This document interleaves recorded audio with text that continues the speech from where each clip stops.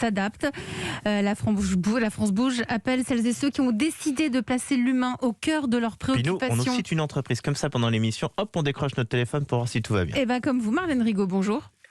Bonjour. Vous êtes la directrice marketing de la société Castali. Castali, c'est une entreprise de l'économie sociale et solidaire. Vous proposez une alternance durable, comme vous dites, entre aux eaux en bouteilles en plastique. C'est une entreprise qui a 10 ans, plus d'une centaine de collaborateurs. Et si vous êtes dans la France Bouge, là, en direct, c'est parce qu'à la fin de l'année dernière, fin 2020, vous avez dit, j'ai envie de changer les idées des salariés. On sort d'une crise, on est en pleine crise.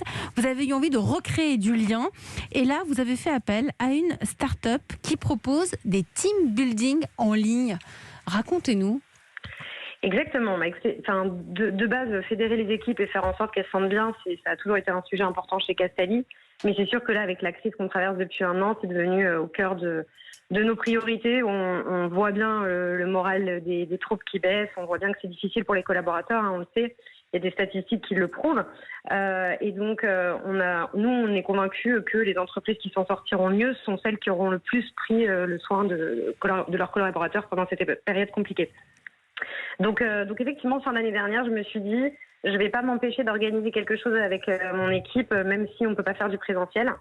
Et donc, j'ai fait appel à Funbooker, dont j'avais déjà entendu parler et que j'ai rapidement trouvé sur Internet. Et concrètement, vous avez fait quoi alors ?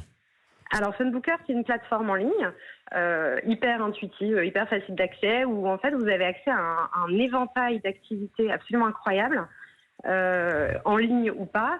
Mais là, ils ont vraiment fait un focus, justement, pendant cette période, sur toutes les activités en ligne qu'on pouvait proposer de team building.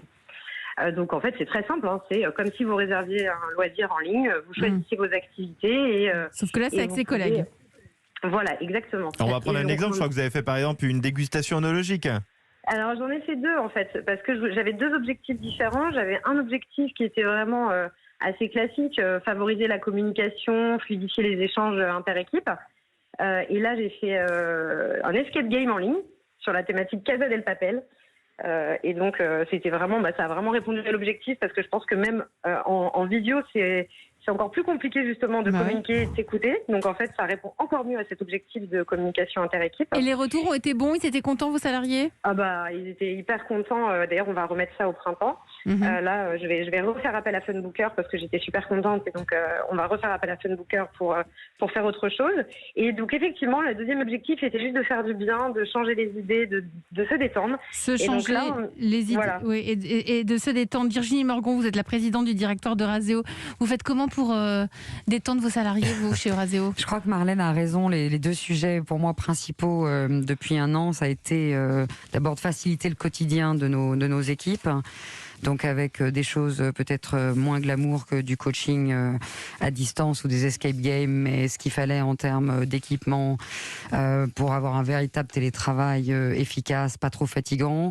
Là, on vient de lancer, je trouve que c'est une très bonne idée, un forfait de mobilité durable. Donc on aidera les salariés qui veulent venir se déplacer maintenant en vélo ou en équivalent financièrement. Et puis le deuxième enjeu, il a été celui de garder du lien. Et ce qui ressort très clairement de toutes nos études, et tout le monde a mené ce type d'enquête au sein de ses propres équipes, auprès des 300 salariés, femmes et hommes de Razéo, c'est que l'envie, quand on est au bureau, c'est celui du partage. C'est pas celui de travailler. On peut très bien travailler à la maison. C'est celui du partage. Ce lien. Donc ce fameux lien, il faut des intranets, il faut des zones de réunion différentes, et on a fait beaucoup de cours de sport, de Top Chef en ligne, très sympathiques.